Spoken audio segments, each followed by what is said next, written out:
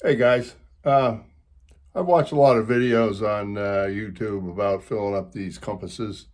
This is a Ritchie Navigator, and the way people do that on the internet seem to be a little crazy. So this is the way I do it. First, I get the new bowl and everything put on a compass, and then I use the old bowl to pour the fluid into. But before I put the top on the compass, I fill up the compass right up to the brim and then put the top on and button it all down. You got to remember to put this screw in here if you're going to do that. Otherwise, you're going to pour oil all over or fluid all over the bench. So don't do that. That's what I just did. So, and then what I do is I get a small syringe. You can pick these syringes up at CVS or any of the pharmacies around. And all you got to do is have it small enough so it will fit into that little hole where the fluid would normally go in. I've seen people trying to put it in with turkey basters and all kinds of crazy stuff. And they make a mess. There's stuff all over the place, and it's totally unnecessary. So the way I do it is I just put my juice in this little bowl. And by the way, that's the diaphragm under there so that thing don't tilt too much. And I have a large uh, syringe like this that I just reach in there and I pull some of that up out of there. I mean, you can get as much as you can. It's a pretty good sized syringe. You could fill the small one a couple of times with this thing. Just be careful you don't knock your bowl over because you'll make you'll make another mess. And then what you do is before you put any of this inside of this syringe, what you do is you put your hand underneath. There's the diaphragm is down there. You push the diaphragm is in as far as you can go. And then you put the fluid in the syringe up here until it's close to the top, but not over. And you're not dripping. You notice there's no dripping or nothing. And when I let my finger off the syringe, you can see that it gets sucked right into the compass. And you just keep pushing the thing in. The air, it pushes air out of the syringe that's in the compass. And you just add some more fluid. And then you let go of the diaphragm and it just pulls it right in. And you just keep on doing that until, the fluid starts backing up inside of here, which we haven't got to that point yet, but we should be getting close, I think. Maybe not. Looks like we got a ways to go.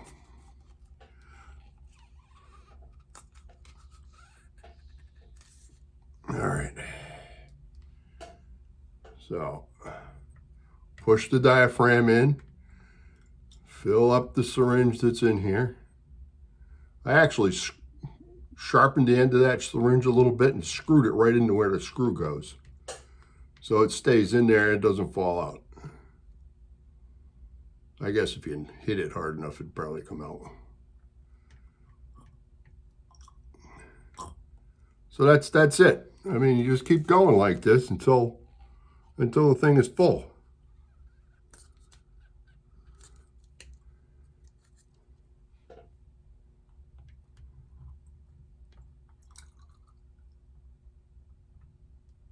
Anyway, I think you get the picture.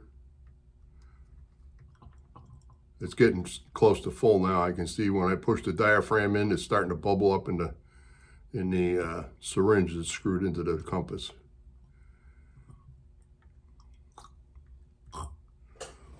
And I got a little bit left to go. Let's keep her going. This syringe has been used a bunch of different times for different things, and it's kind of stiff, so push the diaphragm in, fill up the syringe, let the diaphragm loose, and it sucks it right in there. No mess. Unless you leave the screw out when you fill up the bowl with the cover off, and then it gets all over the place. Because before you know it, you're not even realizing that it's spilling out through the screw hole until you see it running all over the bench. And you just keep going until you get it all in there, however much it takes. The other thing that they tell you to do is to, man, this thing is really getting bad. I probably need a new one. I can't even hardly pull that thing out of there. It's probably got something on it, in it. Oops, that didn't work out. I pulled it sideways, got air in there. Okay, all right, now we go. Push in the diaphragm, suck it in. See, now that pushed it in. So, as you can see, we're getting close, because every time I push on that, it puts fluid back up inside this syringe that I got stuck in there. So now here's the trick, is you tilt your compass so that you keep being able to put more and more in there until you get it like this. And you can see as you pump that diaphragm on the bottom, you can see little air bubbles coming out of there. And you just keep tilting the compass a little bit, back and forth, and maybe side to side a little bit, and keep pumping that back and forth. And see, now that's not going down anymore. So that's full. There should be no air bubbles in there anymore. Oh, keep tilting it. Give it a little pump with the, and when you don't see any air coming out, you're probably good to go. And I'm not seeing any, so.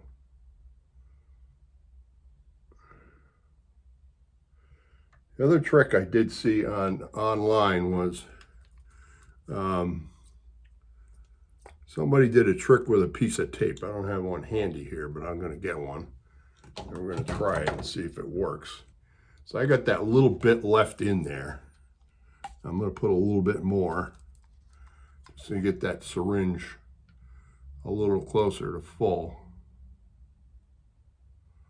So this is a 10 milliliter syringe. So the trick that I saw, if I can find a piece of tape, I had a piece here a minute ago. Hang on.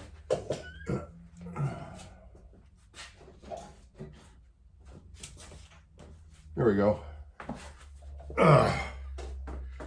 So you get a piece of tape.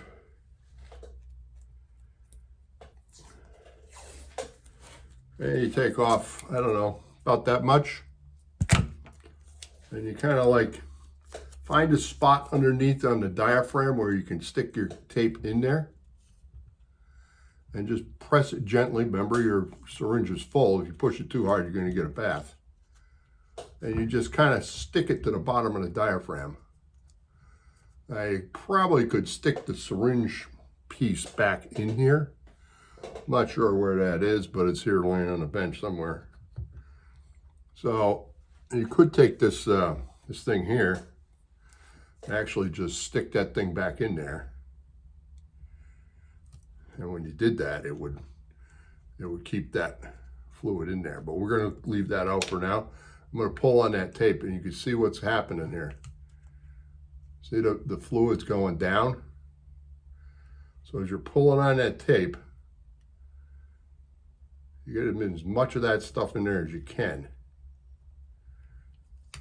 And then just hold it there.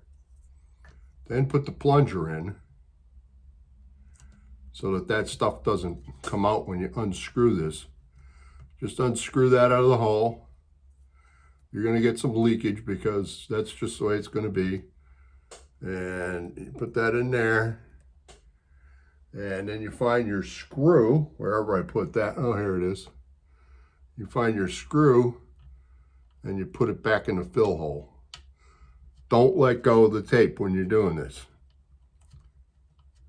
Because if you do, the diaphragm will pop back up and you'll lose a bunch of fluid. Okay, so tape is out, syringe is out, emptied into the container.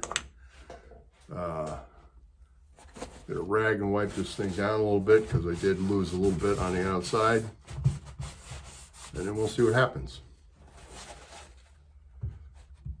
Look at that. No air bubble. No air bubble. It's right up to the top. So if you're doing something with a compass like this, you can see that that works way better than any of those YouTube videos you've been watching on YouTube. I mean, there's absolutely no bubble in that. Now, that's not to say that there's no air in that fluid. So the way that they tell you to do it is to put the compass in the freezer overnight. And for somehow, I guess I'm not exactly sure how it works, but somehow that allows you to get the maximum amount of fluid in there you can with no air bubble. But most of the people that I've seen do that on YouTube, they end up with air bubbles in there anyways. So anyways, that's my little how-to thing on a Ritchie compass. Hope it helps you.